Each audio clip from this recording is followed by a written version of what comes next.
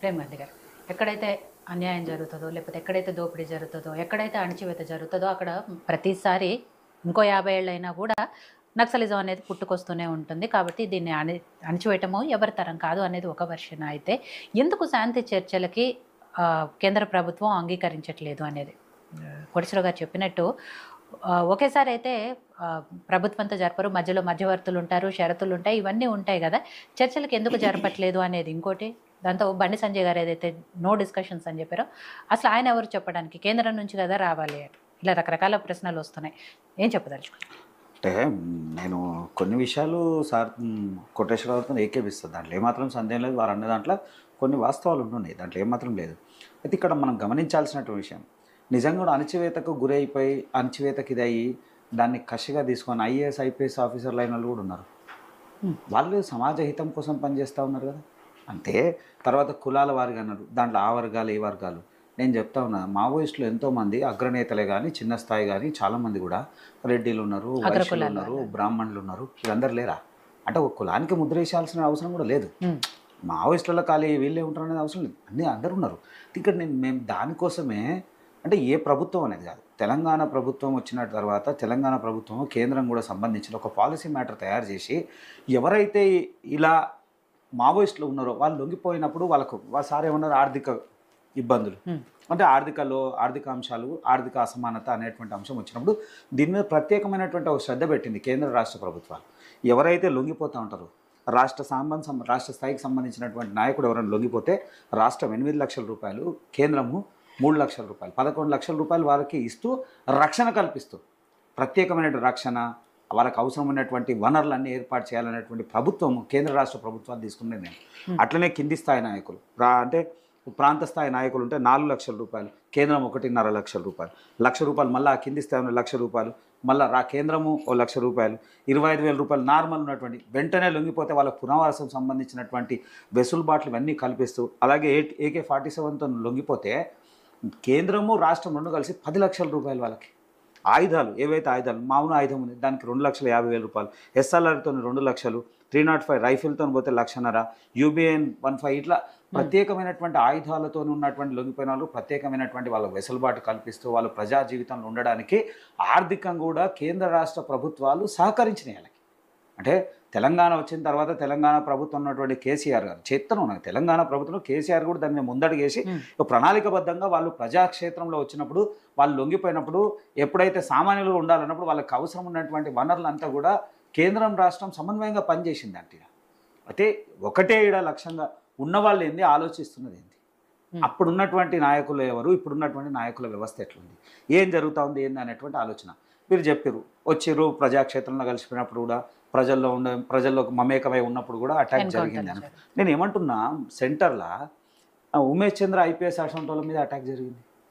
అరే ఇక్కడ మేము ఒకటే చెప్తా ఉన్నాము, అది చేసింది పీపుల్స్ వారే కదా, అది ఓపెన్ గానే ఉంది. నేను ఏమంటున్నా, నేను అట్లా జరుగుతున్నాయనే కదా. ఇంత మార్పు కోసం శాంతి చర్చలు ఇవ్వాలి కాదు, 5-6 దఫలుగా జరిగిన తర్వాత కూడా మార్పు లేదు. దాని మీద ఉన్నప్పుడు దాని మీద సీరియస్గా తీసుకోవాలంటే ఆలోచనతో ఎప్పటి నుంచో ఉన్నటువంటి కేంద్రం ఇప్పుడు దాని మీద డెడ్ లైన్ పెట్టుకొని పనిచేస్తూ ఉంది.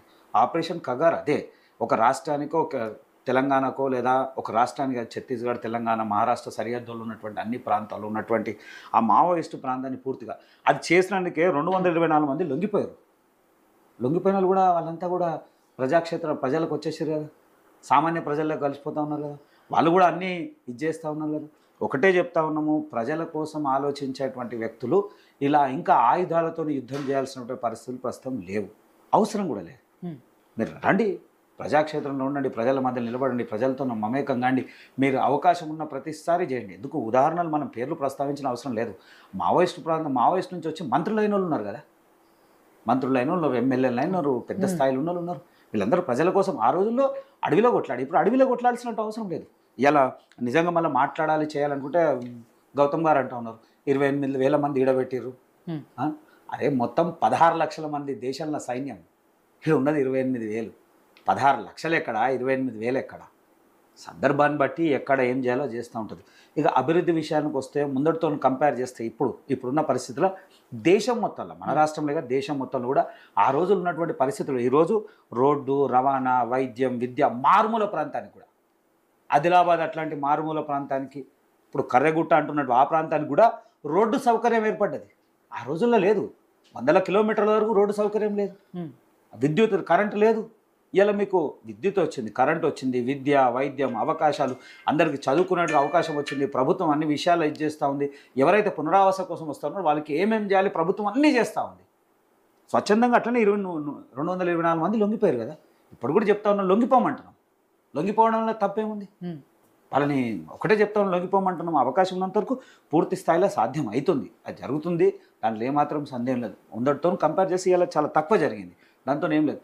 ఒకటే ఈ దేశంలో దేశ రక్షణ కోసం, భారతదేశంలో దేశ రక్షణ కోసం అట్లా సైనికులు ఎట్లా పనిచేస్తారో అంతర్భంగంలో ఉన్నటువంటి మావోయిస్టుల కోసం కూడా చాలా సీరియస్గా పనిచేయాలని భారతీయ జనతా పార్టీ చాలా సీరియస్గా కగార్ అనే ఆపరేషన్ చేస్తుంది. ఖచ్చితంగా మార్చి వరకు పూర్తి స్థాయిలో చేసే ప్రయత్నం చేస్తుంది. ఒకవేళ కోటేశ్వరరావు సొంటోళ్ళు నిజంగా కూడా జరగలేదు అని అంటే ఎన్నోసార్లు శాంతి చర్యలు జరిపిన 100 మంది లొంగిపోయినటువంటి దాఖలాలు ఉన్నాయి. ఇప్పుడు కూడా 224 మంది లొంగిపోయారు.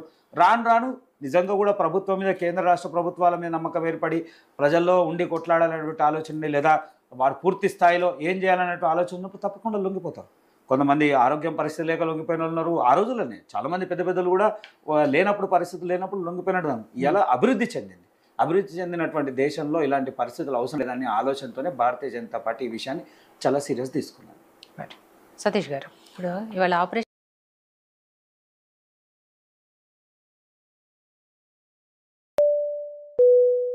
Get up to 10% off on your first flight booking. Download the Make My Trip app now.